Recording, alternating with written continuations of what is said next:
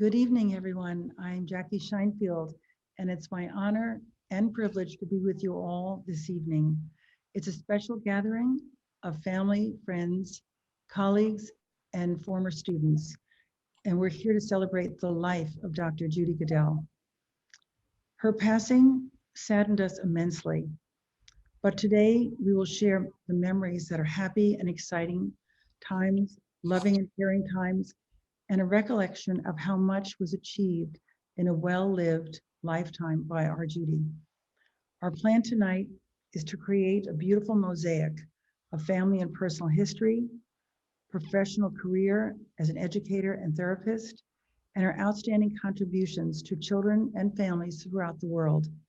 And it'll be evident tonight to know how far-reaching her impact was on that particular part of her life in each section.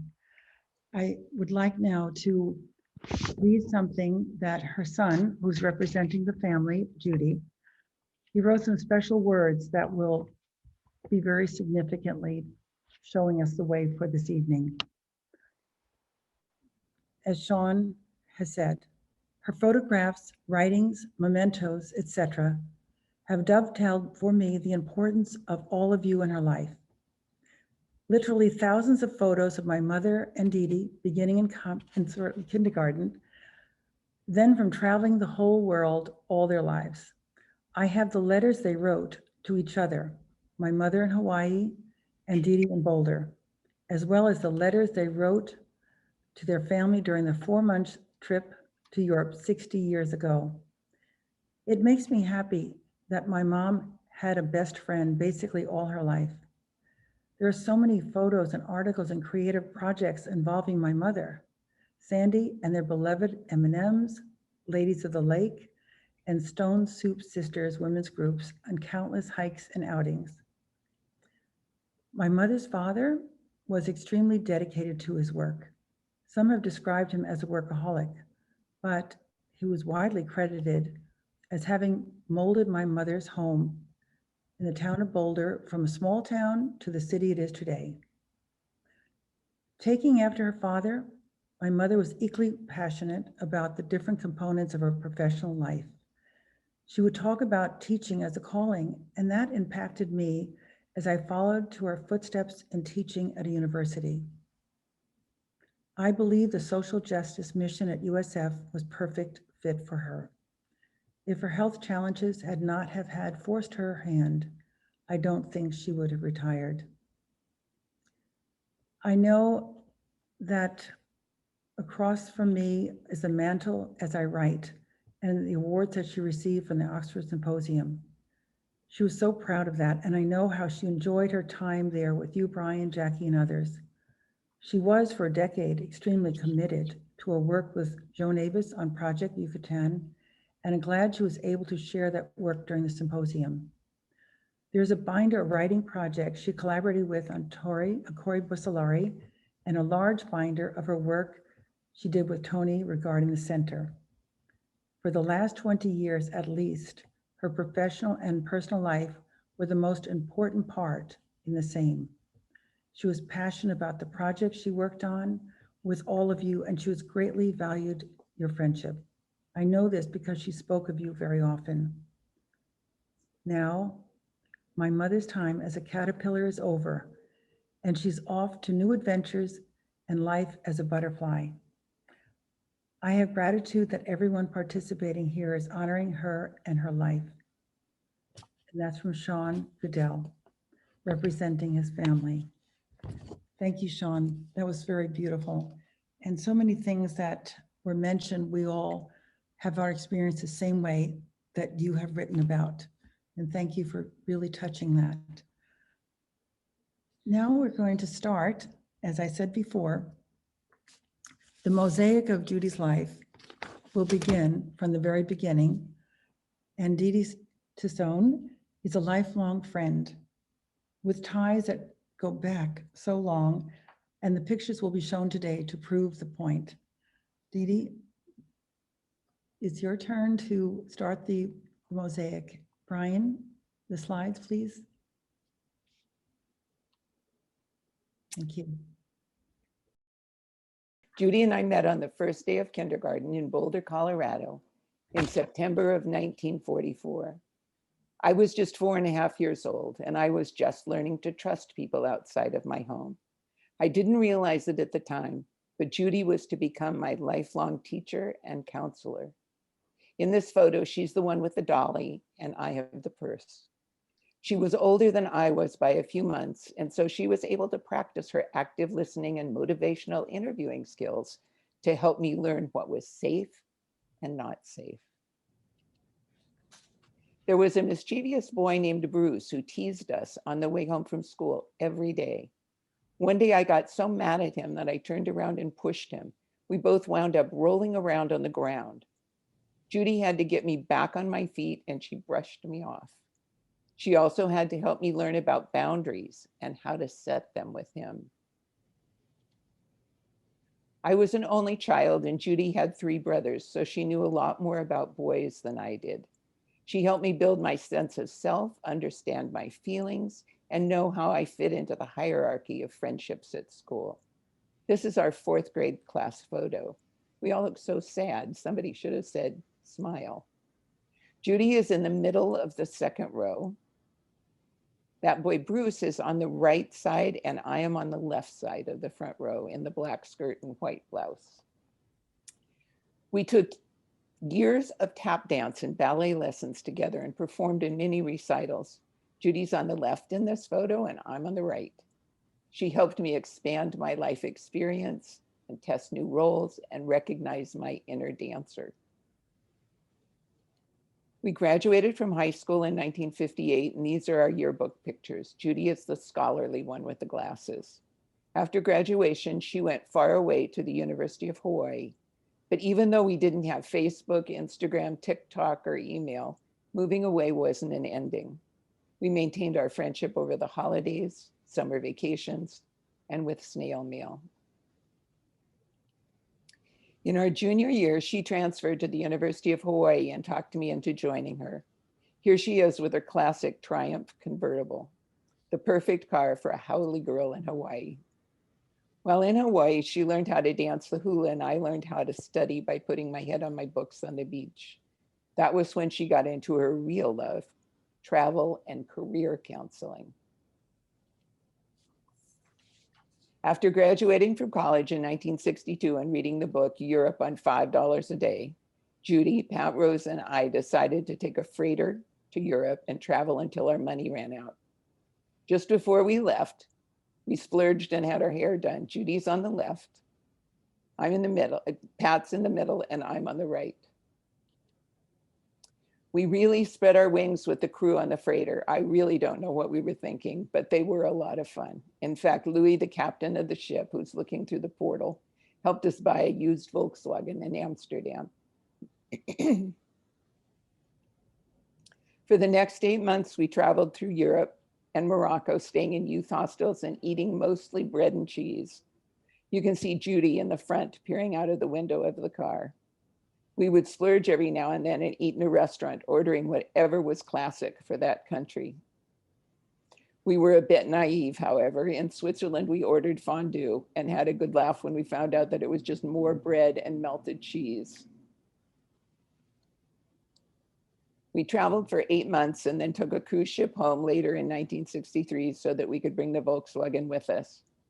Without social media, we were very out of touch with what was in. When we left, it was all about Elvis Presley. And when we got back, it was all about the Beatles.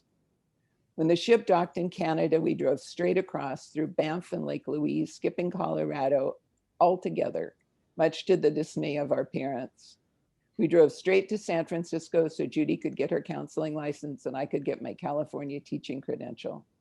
Judy's interpersonal skills were invaluable during this time of my life as she helped me recognize my goals and supported me while I achieved them. We rented an apartment, sight unseen, that sounded great in the newspaper. The sign on the hill behind it did say South San Francisco, but it wasn't until we got there that we realized that South San Francisco was not the amazing San Francisco that we'd heard so much about. That was on the other side of the hill. Our first clue should have been that the sign also said the industrial city. That apartment only lasted until Judy sharpened her rental location counseling skills and found a place for us to live and go to school in the heart of the real city of San Francisco. Eventually, we got married and had children. This is where Judy's marriage and family counseling skills were so important for me. Judy was with me during the hard times, and she taught me to be prepared for anything. She helped me expand my social network to her friends in Sacramento who were preparing to climb Mount Whitney. The group was called the M&Ms, and you'll hear more about them from Sandy Hunt. During the hike to the top, when I felt like giving up, Judy practiced her CBT skills and helped me reframe even the painful parts of the hike into opportunities for growth.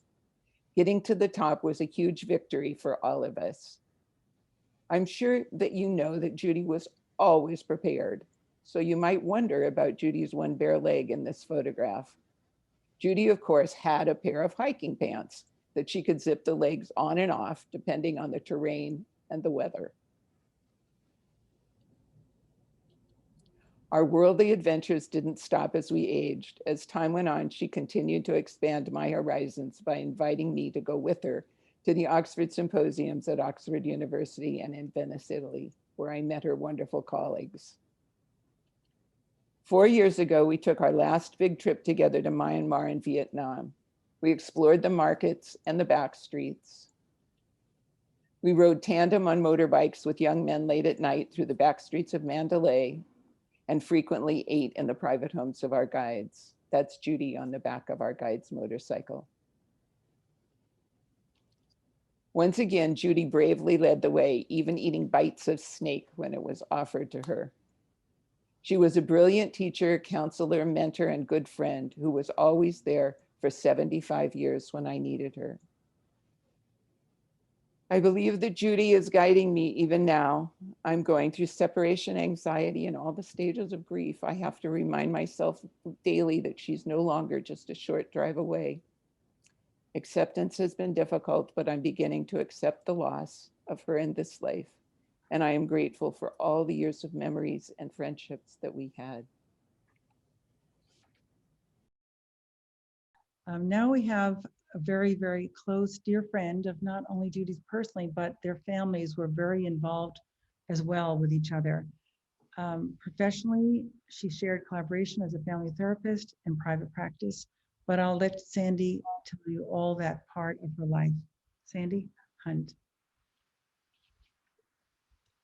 Thank you, Jackie, for the introduction, and thank you, Brian, for inviting me to do this, because it's been healing for me to think about Judy for all this time. Yes, Judy and I had a fabulous relationship. It was playful and challenging. Like the time we took our middle school sons on a 1,000-mile bike trip. But let me spend a little time telling you about one activity that had a huge impact on many people's lives. It was a group called the M&Ms that Dee Dee talked about. When many of us were approaching our 50s, now I want you to remember this, Judy came up with the idea of doing something very adventurous and challenging to mark the event. Within a short period of time, we came up with the idea that we wanted to climb Mount Whitney, the tallest mountain in the continental United States at 14,505 feet. We put the word out, and 16 women responded right away that they were game on. We got our permit for the following summer, 1991, 30 years ago this year.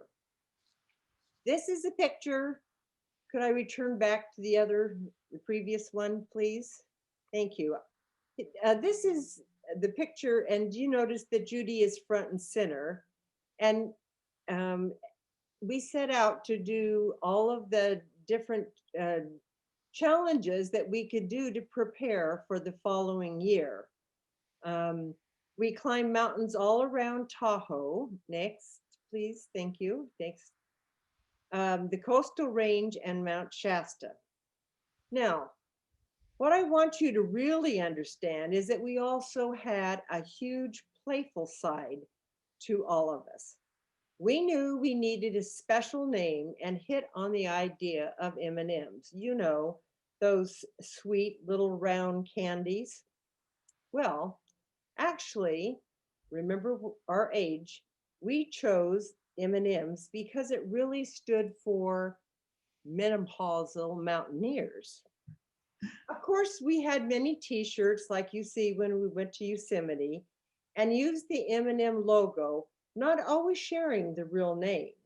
Oh, we had a lot of fun revealing menopausal mountaineers when we felt like it.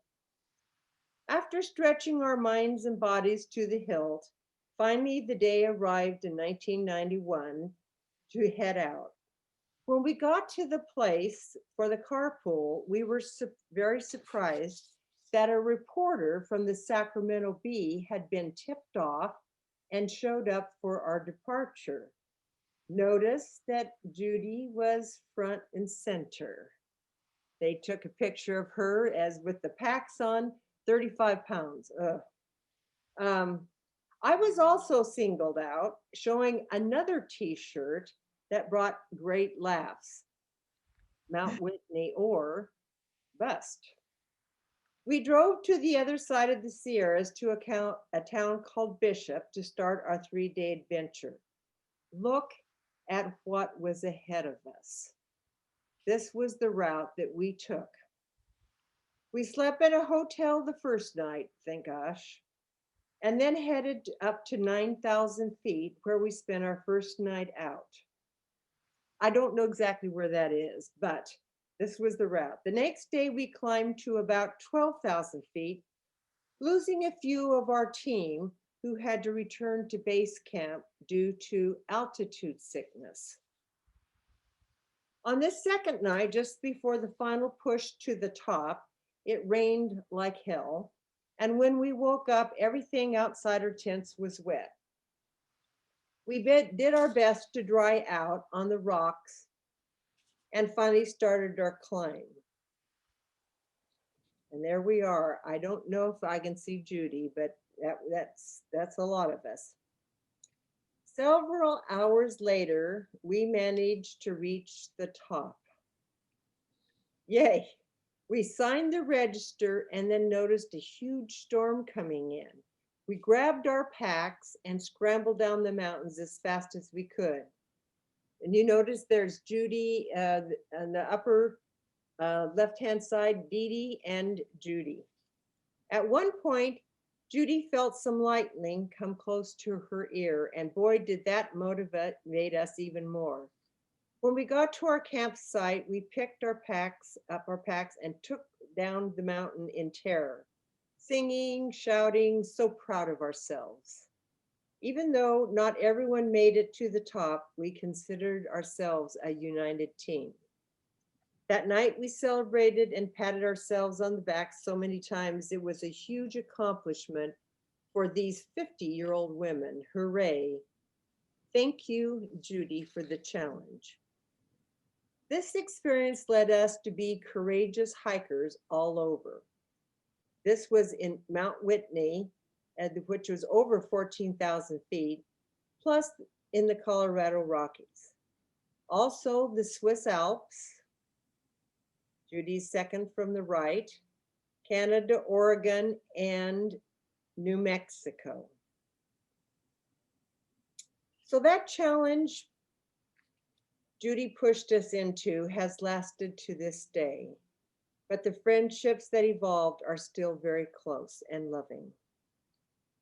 A few days after Judy's passing, the M&Ms held a Zoom service with all of us and blessed her for what she challenged us to do and be. She changed our lives forever. This last picture is of Judy on her birthday in the Swiss Alps, close to heaven, where she is resting while watching us appreciate her. Thank you very much. Thank you, Sandy. That was a wonderful, wonderful walkthrough of how wonderful it is to be a friend, but how daring and adventuresome you have to be in that part of her friendship. Yes, thank Oh, you. thank you. But now we'll continue with the beautiful mosaic of her life. And we now have Judy in the work world of her career and her professional life. And that will go first to Tony Nemia, who's a very close, dear friend and colleague. Her centered work was for the Center for Child and Family Development at USF at that time, and now at the Weiser in Berkeley. And as the executive director, Tony relates all the wonderful things that Judy was responsible to start, to continue the work of the center, the programs, the outreach, but more importantly, her dedication was inspirational, and Tony has taken up the banner and continues her work. Tony, I'd like to have you tell us that part of her life. Thank you, Jackie. I met Judy one dark and stormy night. It was my interview for this particular position, and it was a San Francisco kind of storm. As I entered the School of Education building, a woman came out and her skirt blew up above her head and her glasses blew off, to give you a sense of what San Francisco can do once in a while in a storm. By the time I got to Judy's office, I looked a wreck. I took a step in and said, "Dr. Goodell, I look like something the cat dragged in." And she stood and said, "I've seen worse," in that deadpan way of hers. During the interview, Judy was extraordinarily thorough, as you might gather, really considerate. And I was nervously waiting for an opportunity to tell her about my challenges. And the big challenge that I envisioned with this particular position was my very poor technological skills. And she smiled and said, "Well, we have IT here. And when something goes wrong with my computer, I just call IT and they come down and they stare at my computer and they type on the keyboard. They look at me and then they say, 'This has never happened before.'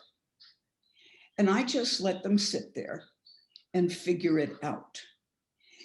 If there were ever a way that someone had of lending comfort, it was clearly Judy.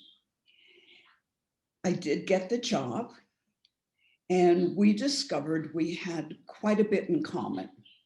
We were moms, grandmas, teachers, therapists. We shared a passion for red licorice.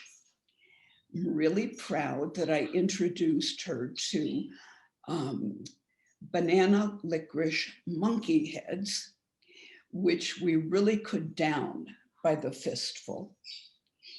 Judy and I had a passion for Judy Chicago, and we went to see the Cats exhibit when it was here in San Francisco.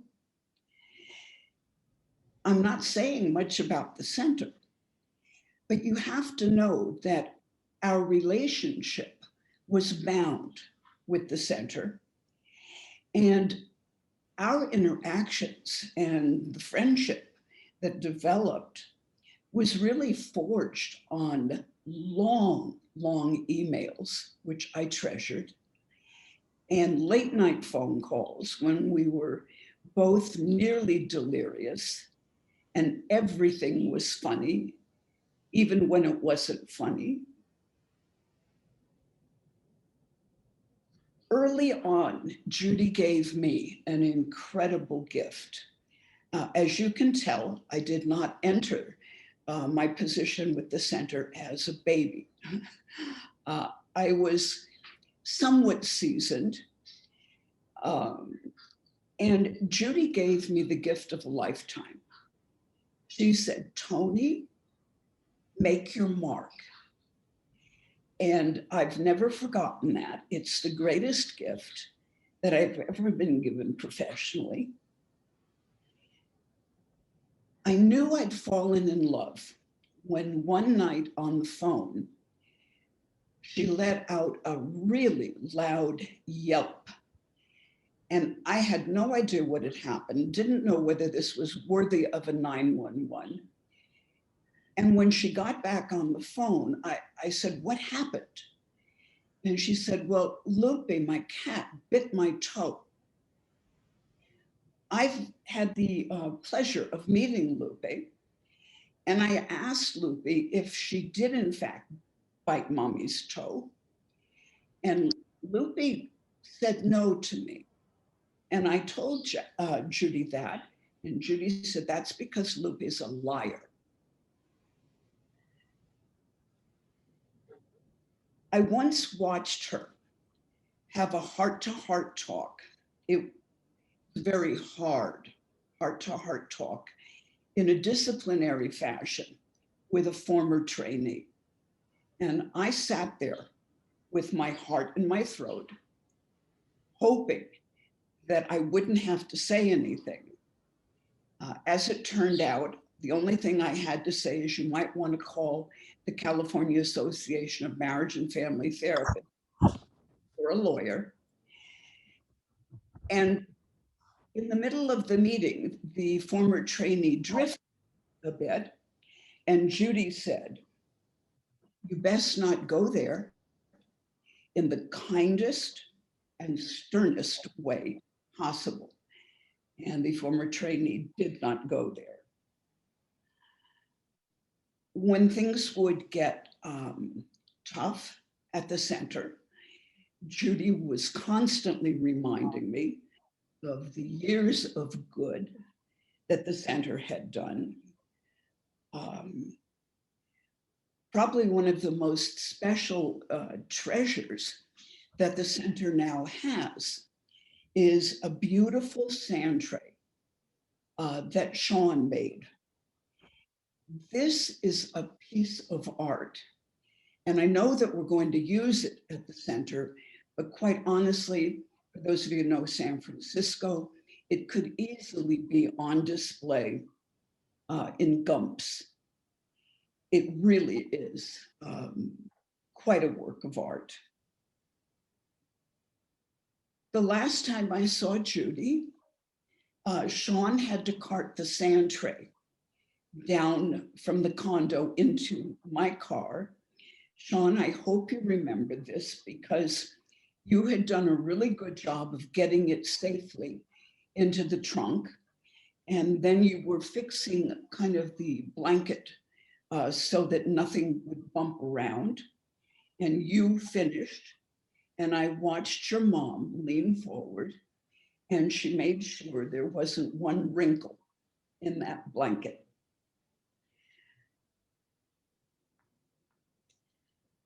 I guess there's one other thing I want to share with you.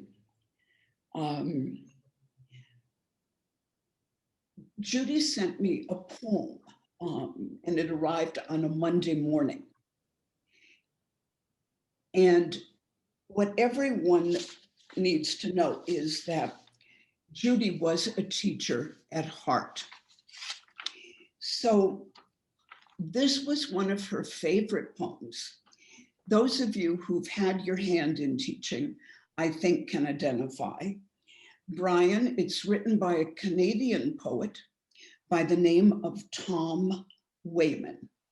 I'm going to read it to you in closing, and I want you to think of Judy.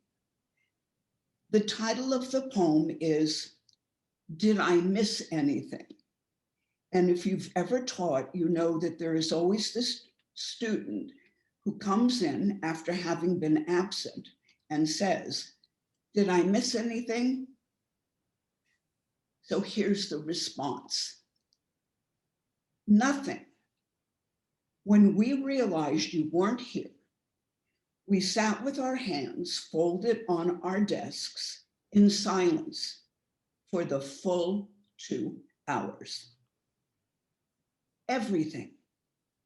I gave an exam worth 40% of the grade for this item and assigned some reading due today, on which I'm about to hand out a quiz worth 50%.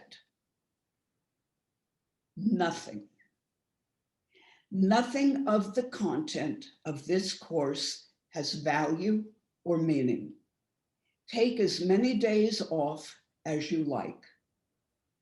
Any activities we undertake as a class, I assure you, will not matter either to you or me and are without purpose. Everything. A few minutes after we began last time, a shaft of light suddenly descended and an angel or other heavenly being appeared and revealed to us what each woman or man must do to attain divine wisdom in this life and the hereafter. This is the last time the class will meet. Before we disperse, to bring the good news to all people on earth. Nothing. When you are not present, how could something significant occur? Everything. Contained in this classroom is a microcosm of human experience, assembled for you to query and examine and ponder. This is not the only place such an opportunity has been gathered, but it was one place, and you weren't here. Thank you, Judy. I love you. Tony, thank you for those beautiful last words of the poem and just your experiences with Judy as a colleague, and all the fantastic work that you both do, and you're following in her footsteps doing the rest of the executive directorship. Thank you. Now, Sean will be back with us, and he will give us some music that was chosen by him, knowing that these are Judy's favorites, and we'll have pictures to go along with it. Thank you, Jackie. I put together the following as an act of love and admiration for my mother and the full purpose-driven life that she led. And I would say that she's up there watching right now, but my guess is she is off on one of the many adventures that she has to come. Here's my mom, Judy.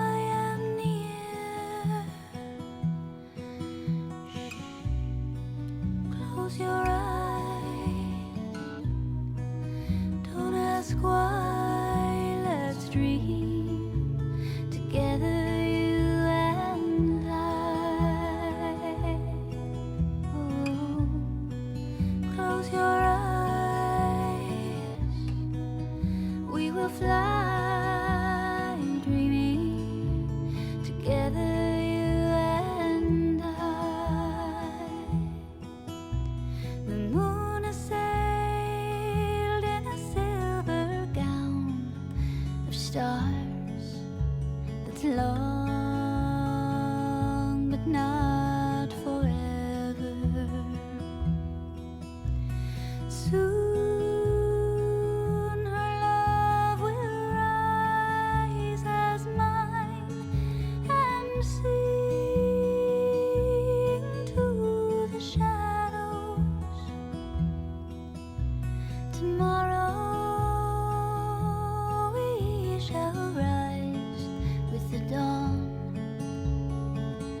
kiss the flowers and bloom.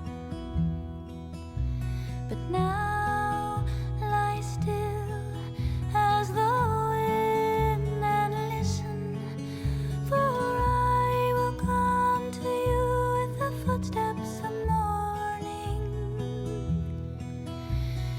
Shh, close your eyes, don't ask why, let's dream together, you and I.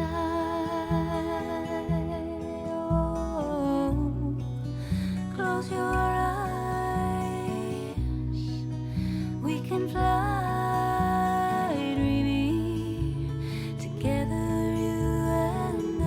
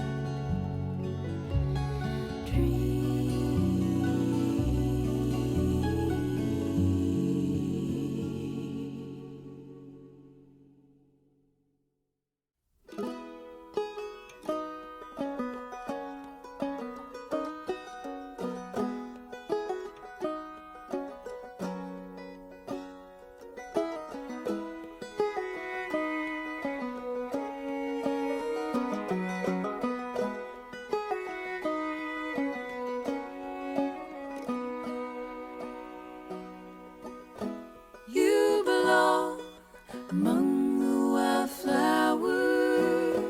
You belong on a boat out at sea.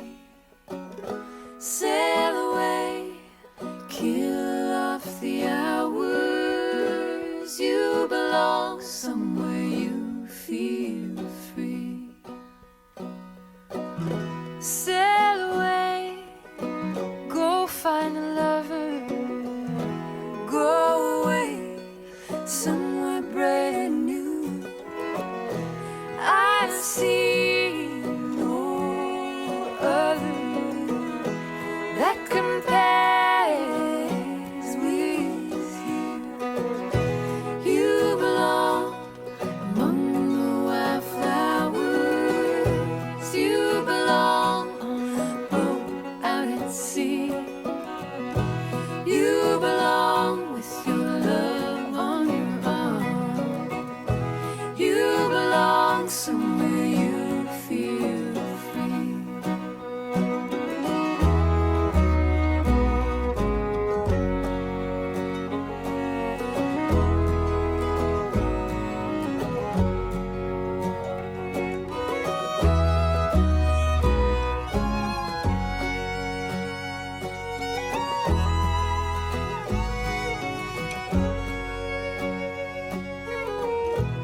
Run away, go find a lover. Run away, let your heart be a guide. You deserve the deepest of cover. You belong in that home by and by. You belong among the wildflowers. You belong somewhere close to me, far away from the trouble and worry. You belong somewhere you feel.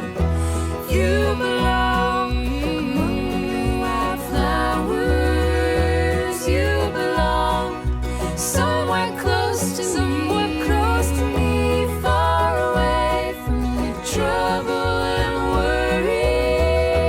You belong somewhere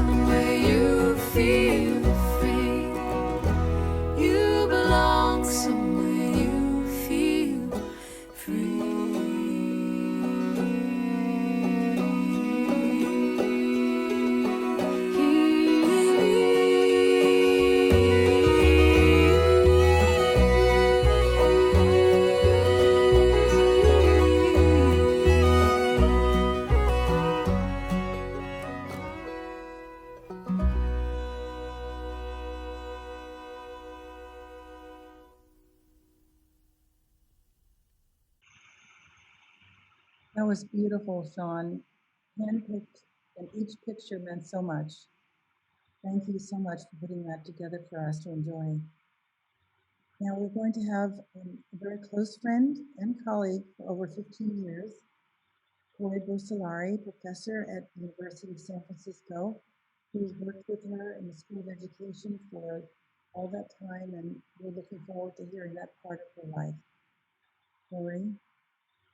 Hi, thank you. And this has all been just such a beautiful, beautiful tribute to Judy. And you know, one thing is I've actually known Judy for since 2001 for 20 years.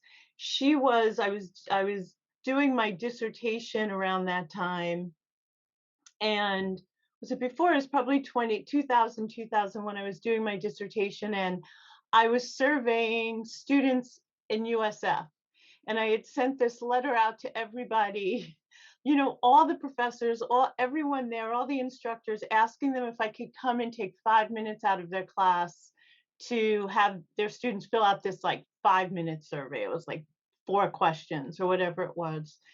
And I remember like the response was so low, but Judy was the first person to actually get back to me. It was my first time ever meeting her, who allowed me to come into her room to do that, which speaks so much of Judy and really frames everything about her.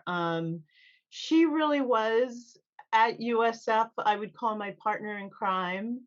I would walk into her office and be huffy and puffy and stomping my feet about everything. And she would just be sitting there with a big smile on her face and laughing, like just giggling, like, it's going to be okay.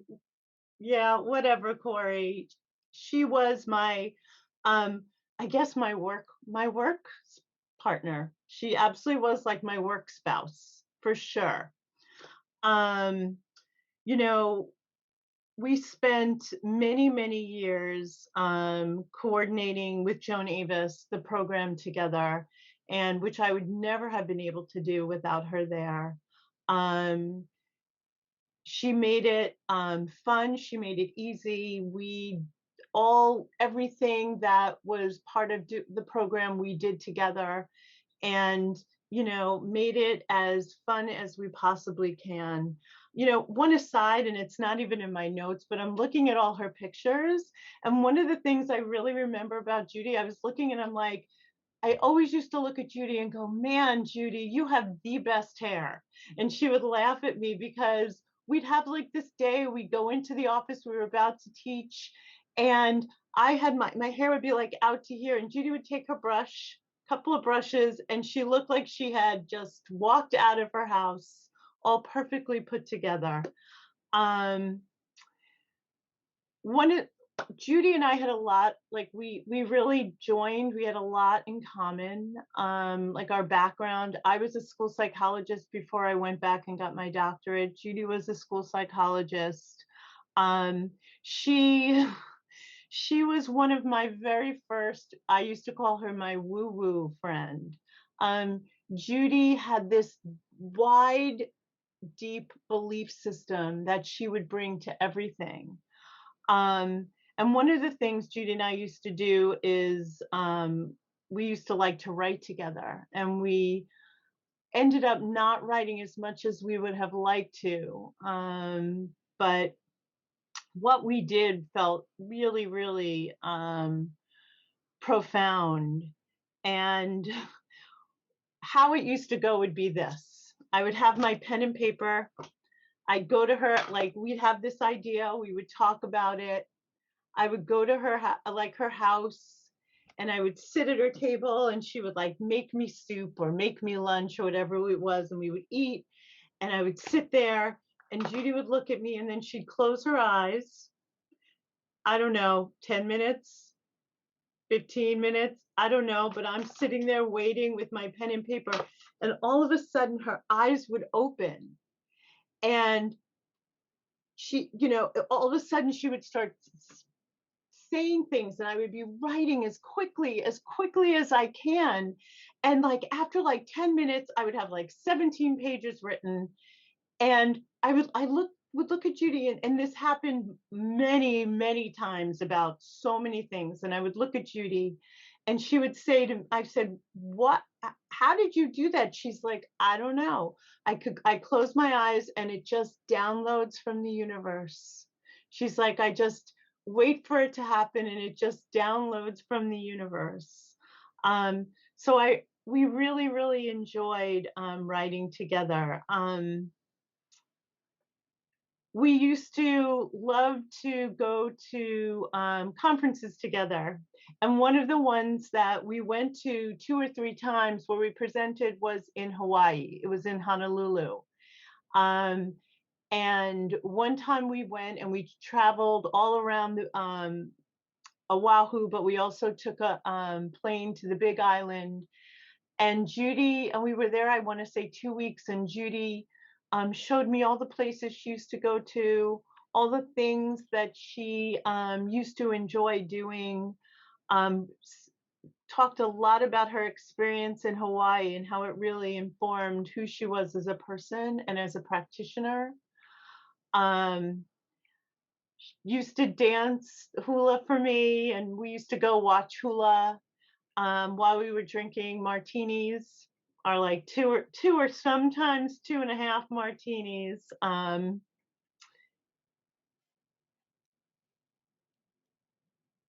When we used to write together, I remember the first time I called Judy. This was always what I loved about Judy and her playfulness.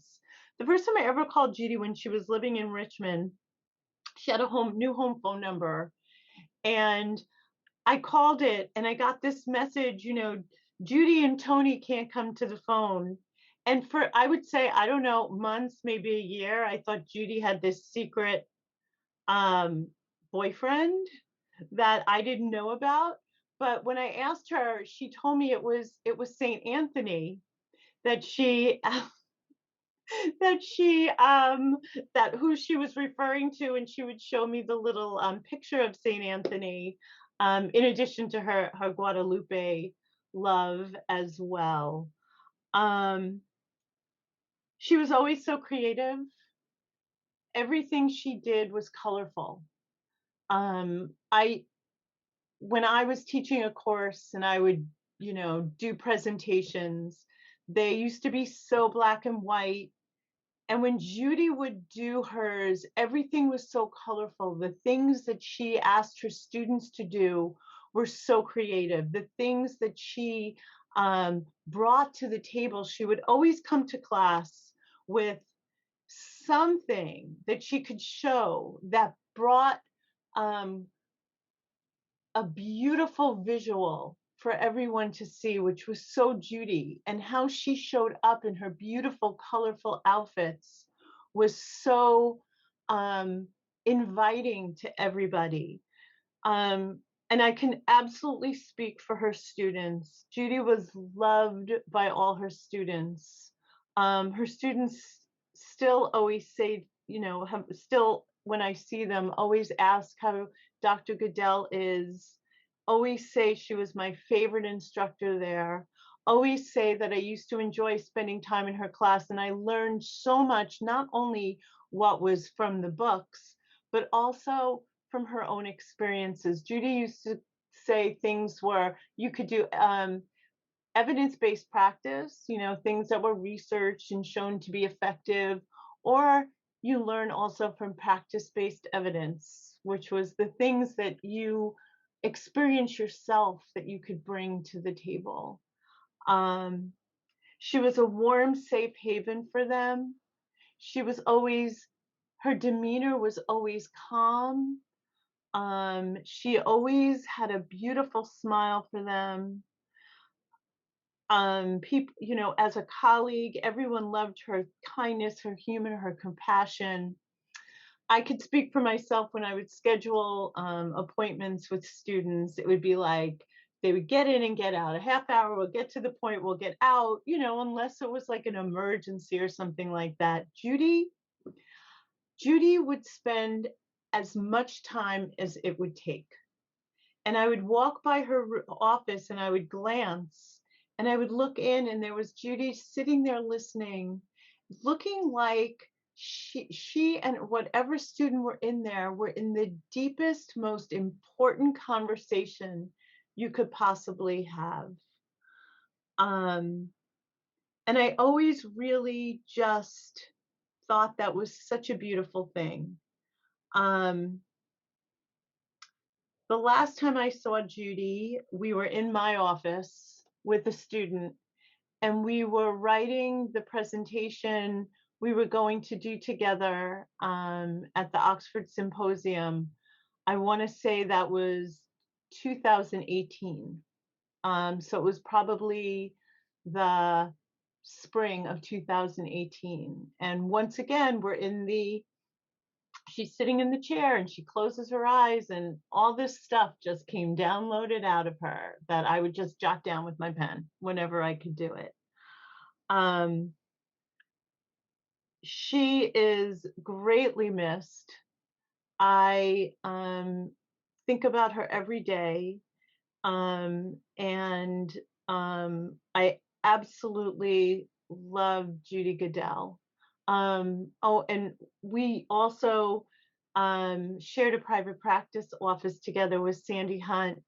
Um, I would say, I want to say 8 to 10 years ago for a while. And it was so wonderful. It was just this wonderful experience. And I also got to meet Dee Dee and some of the M&Ms as well. And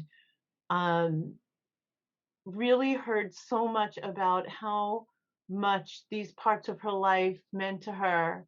And me, and Sean and Brandon, and talked about them all the time. And really being Judy's friend was, and still is, one of the most important things that has ever happened to me.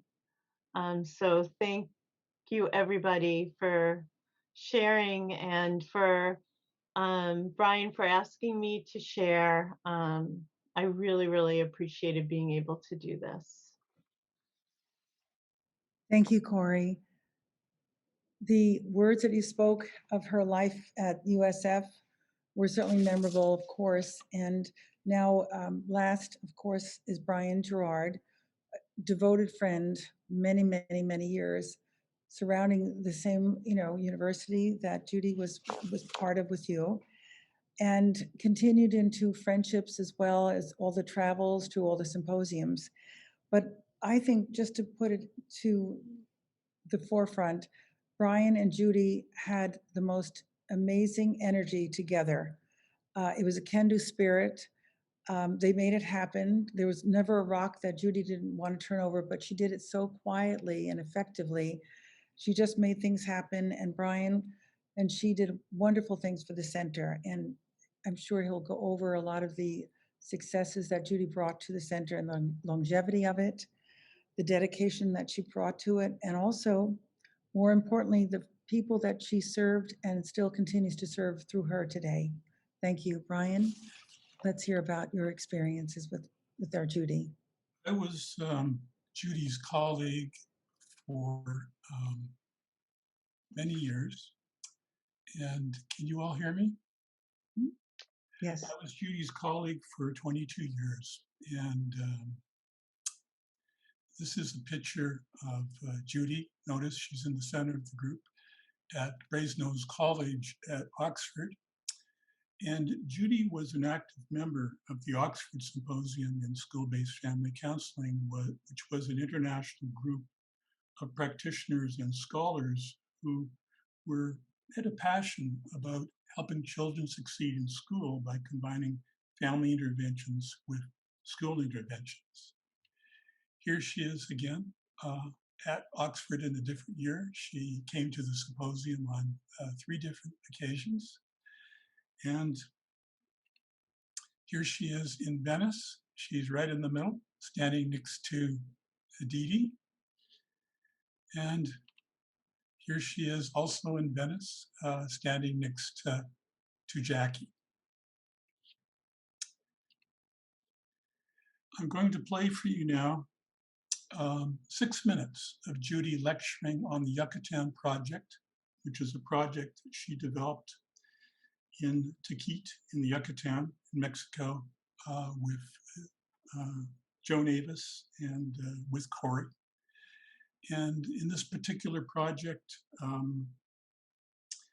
they worked with something like 15 youth who had dropped out of school, and they worked with them for more than 10 years. And at the end of this period, the youth all graduated and most of them went on to university. It was an amazing example of school-based family counseling because they worked with the school, they worked with the family, they worked with the community. They even got the mayor to deliver the family to events that they had with the students.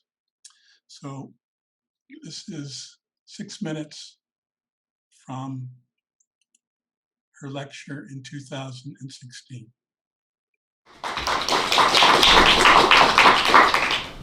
Thanks, Peter. So the story I want to tell you, I have called 10 Years, 10 Lives, because we're now a decade down the road from when Project Yucatan first started. This is a picture of an old hacienda, Hacienda San Rafael Acum, and it is going to figure somewhat prominently in the story that I'm going to share with you, tell you, and mostly show you. So Project Yucatan has been in existence now for over a decade, and it, to me, is an example of the principles of school-based family counseling combined in kind of a unique and different way. And as we listen to our respective stories of what we're involved with, that's one of the things that I'm really struck with, is the uniqueness of the ways that this model can be applied. But the basic theme, of course, that I think we all believe in is that when you can get a true collaboration between the different systems in which a kid's life is embedded, and those systems can work together with youth, then wonderful things can happen around lives and significant change can occur.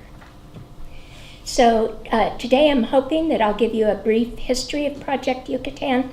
It'll be a review for those of you who were here in 2012, when I gave a 5-year update and looked at what had happened at that point in time. We're now 5 more years down the line. And I particularly today want to look at the project as an ongoing example of the school-based family counseling principles across time, and particularly looking at the systems that are kind of the woven network that has been holding this project up for a decade now. Most importantly, I want to share the narratives of what has unfolded in the lives of 10 or 11 of the original project kids, what's happened to them 10 years down the line, and talk about our musings, our beginning learnings about what the school-based family counseling model has to say about the potential education of rural youth around marginalized youth. In this case, the population worked with is a population of poor Mayan kids who are the indigenous group in this particular community. So we're at the very beginning stages of our research. We took 1-year and 5-year video interviews of the students we were working with, and we have those translated. We have just begun to translate 10-year interviews that we did just a year ago in June of 2015. And so our data's not all in, we're just at the beginning part of it. But we have some interesting themes that we're seeing that I want to share. And so now, before I go any further, I have a confession to make.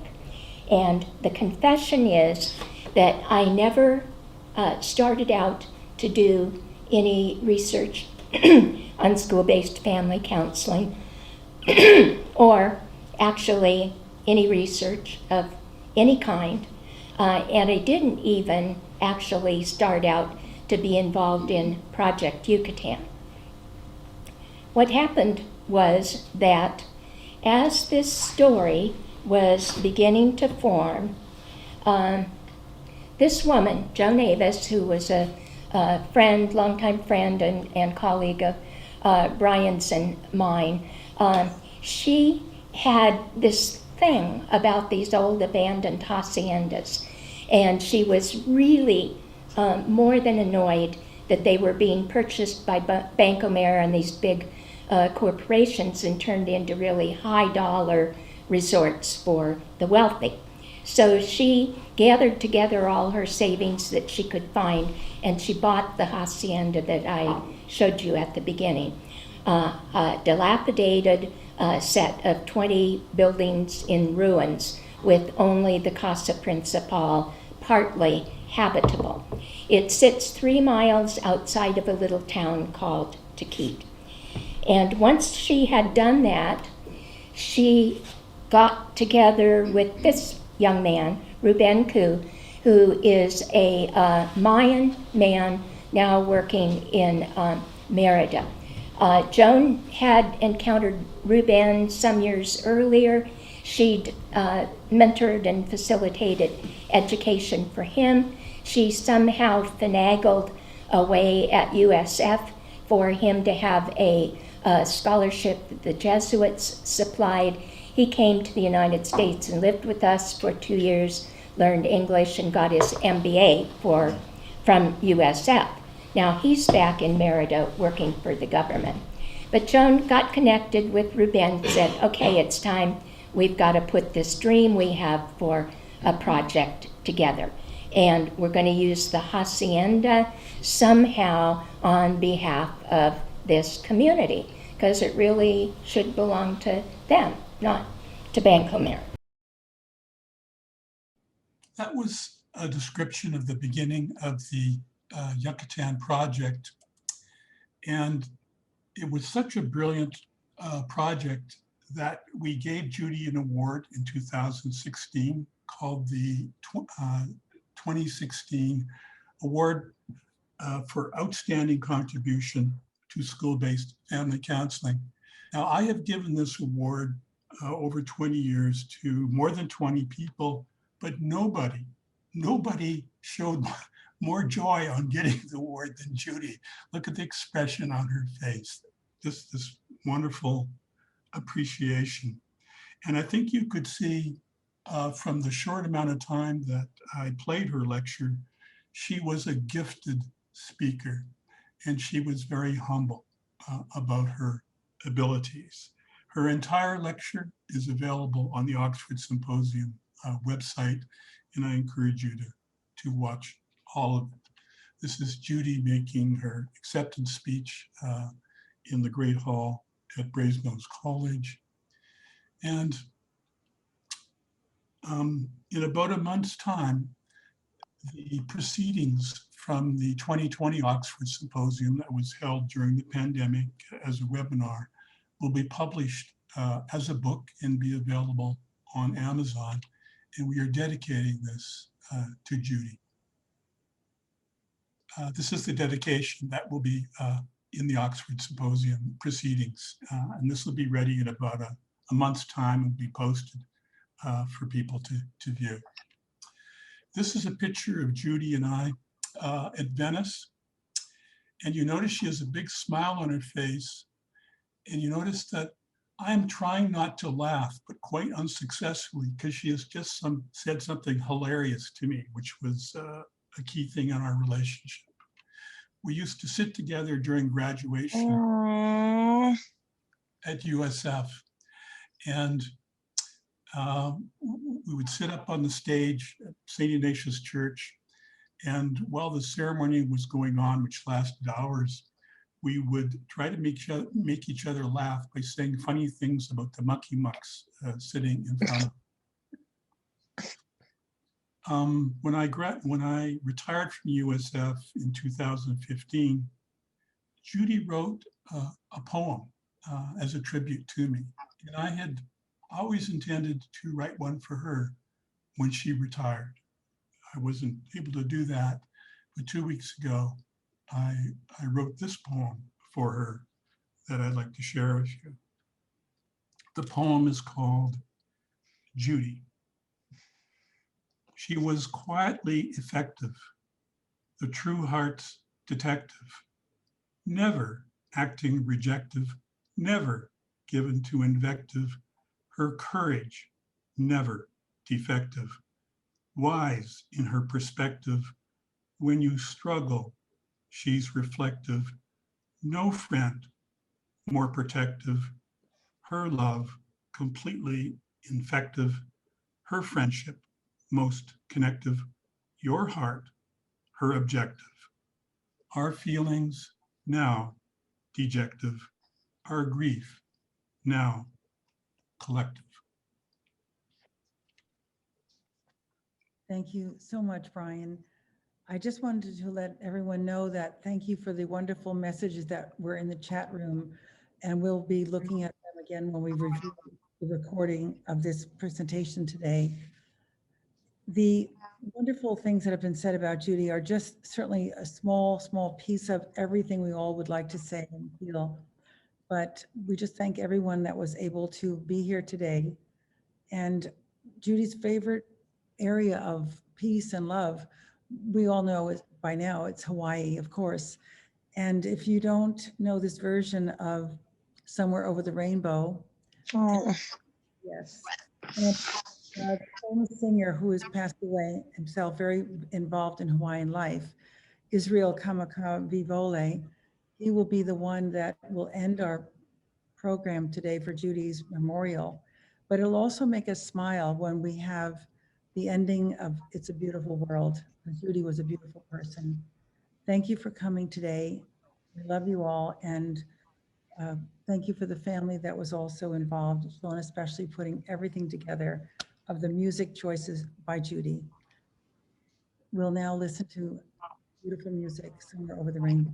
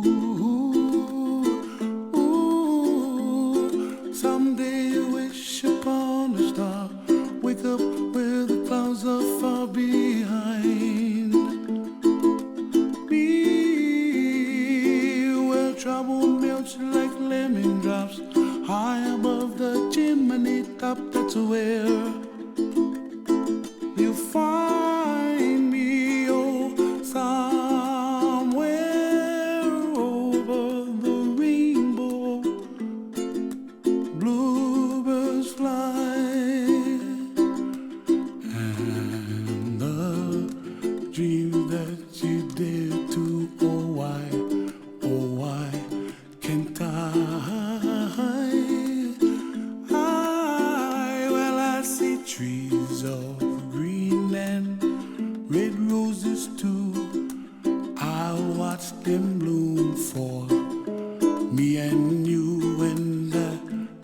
myself, what a wonderful world. Well, I see skies of blue and I see clouds of white and the brightness of day. I like the dark and I think to myself, what a wonderful world. The colors of the rainbow, so pretty in the sky, are also on the faces of people passing by. I see friends shaking hands, singing, how do you do? They really say, I love you. I hear babies cry and I watch them grow. They'll learn much more than we'll know. And I think to myself, what a wonderful world. Someday I wish upon a star, wake up where the clouds are far behind me, where trouble melts like a lemon drops high above the chimney top. That's where you find